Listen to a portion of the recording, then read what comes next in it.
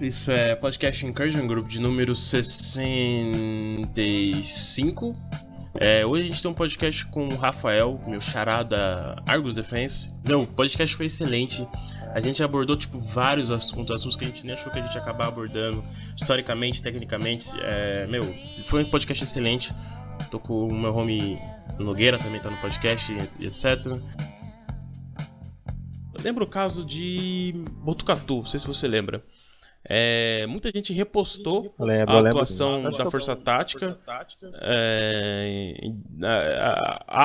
Depois da atuação do Gat e do COI e tudo mais, quando passou o carro atirando nos policiais de Força Tática e tudo mais, muita gente repostou sem um background educacional, sem ninguém falando alguma coisa, sem ninguém dando uma crítica construtiva em relação a como estava a movimentação da patrulha, como os policiais estavam se movimentando, a distância entre os policiais e tudo mais, etc, etc. Eu lembro que na época a gente fez até um podcast sobre isso, a gente nem levou ao ar, porque a gente falou, não vou ficar arrumando treta sobre isso.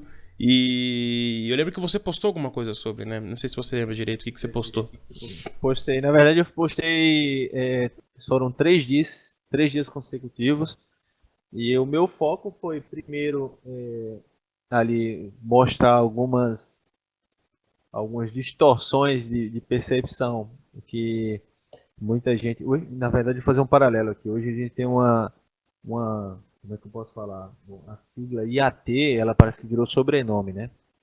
Então, IAT fulano de tal, professor não sei o que, fulano de tal. Virou igual operador, né? Operador tal. Isso, operador, não sei o que lá. Assim, porra, cara, eu não tô nessa época não. Eu sou mais antigo, eu tenho que me atualizar.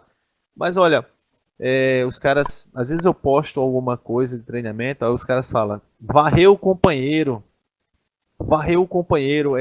atentou contra a segurança. Cara, velho, aí eu fico, beleza, tranquilo.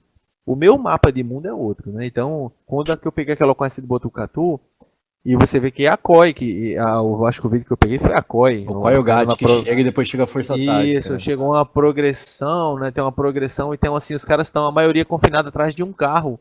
Sim. E a gente fala de combate veicular, sai de dentro do carro, sai pra onde? Que só tinha um carro ali pra eles, cara.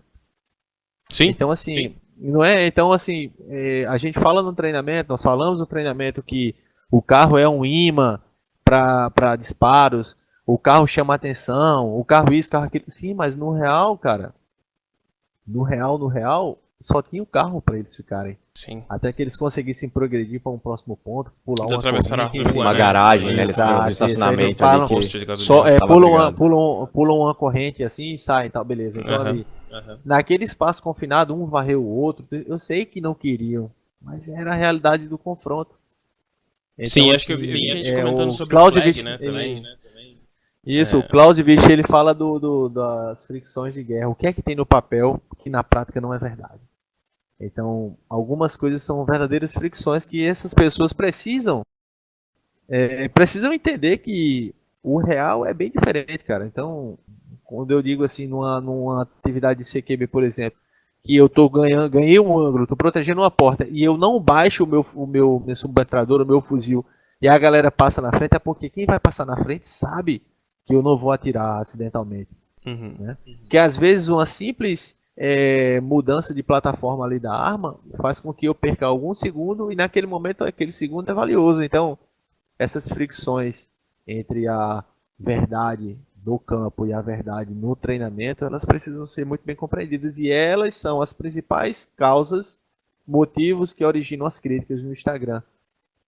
Para todo mundo que ou todo mundo hoje é IAT ou todo mundo hoje é especialista em segurança, né? Então, os dois, né?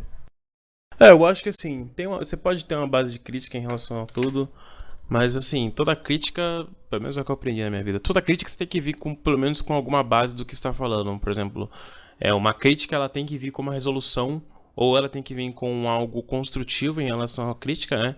Ou enfim, resumindo tudo, a crítica ela nunca deve chegar de maneira vazia, né?